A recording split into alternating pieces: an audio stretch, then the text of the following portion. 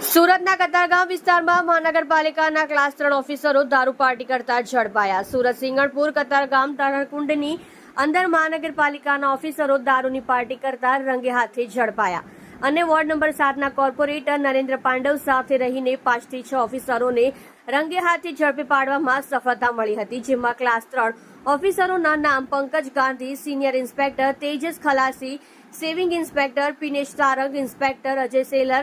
Inspector Sanjay Retiwala, contractor swimming કરવા આવેલા એક સભ્ય સાથે વોચમેન હતો। આ તમામ ક્લાસ 3 ઓફિસરો અને કતારગામ સભ્ય સ્વિમિંગ પૂલના લોકો દ્વારા દારૂ મટન પાર્ટી કરતા રંગે હાથે ઝડપાયા અને કોર્પોરેટરે 100 નંબર પર ડાયલ કરીને આ ઓફિસરોને પોલીસને સોંપી દેવામાં આવ્યા હતા અને જેમાં જે રૂમમાં પાર્ટી થતી હતી તે રૂમનો દરવાજો પોલીસ આવ્યા બાદ ખુલ્લો